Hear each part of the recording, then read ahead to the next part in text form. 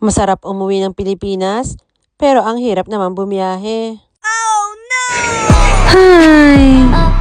Buhay Japan! After 2 hours, eto maya-maya, inannounce na nga pala na nasa Narita Airport Terminal na raw kami. At ayan, kitang-kita nyo naman na Terminal 2 ang nakalagay sa paskil ng bus. Pagbaba nga pala namin ng bus, ayan, inaayos na nga pala ng mamang driver ang aming mga bagahe.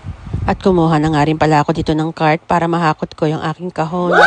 Medyo natatawa lang ako sa bagahe ko kasi para akong pupunta ng probinsya. Okay, let's go na nga pala sa loob. Pagpasok ko nga pala, hinanap ko kaagad ang gate kung saan pwede ako mag-check-in. Tatandaan ninyo sa mga bibiyahe papuntang Pilipinas, uunahin yung pumunta dito sa letter E. Ito na nga pala ang patakaran ngayon. Kukuha ka ng sarili mong boarding pass at ikaw na nga rin pala ang magpiprint ng sarili mong package tag. Yung parang tag price na nilalagay sa bagahe, yun. At nang makakuha na nga pala ako noon, syempre marami pang oras ang natitira. Pero syempre dahil matalino nga pala ako,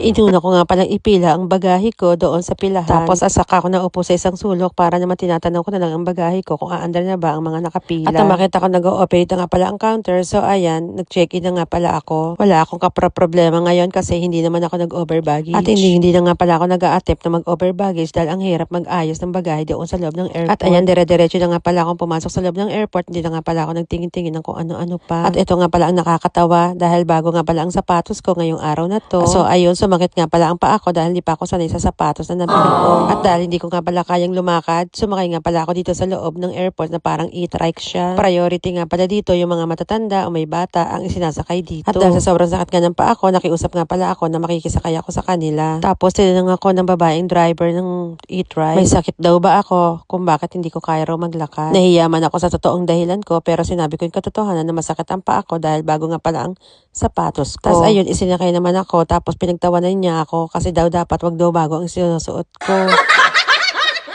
At nang mangarating nga pala ako sa harapan ng gate ng eroplano, sobrang dami nga pala ng oras ang natitira kaya eto, nag-toilet muna pala ako at nag-refresh muna ako ng mukha ko. Minsan kapag naiisip mo na uwi ka ng Pilipinas, ang saya-saya. Pero kapag naiisip mo yung biyahe dito, papunta Pilipinas, napakahirap. So ayan na nga pala, nakita ko na nga pala ang gate na pupuntahan ko, gate number 92. So excited dahil konting oras na lang, sasakay na kami at makakarating na kami ng Pilipinas.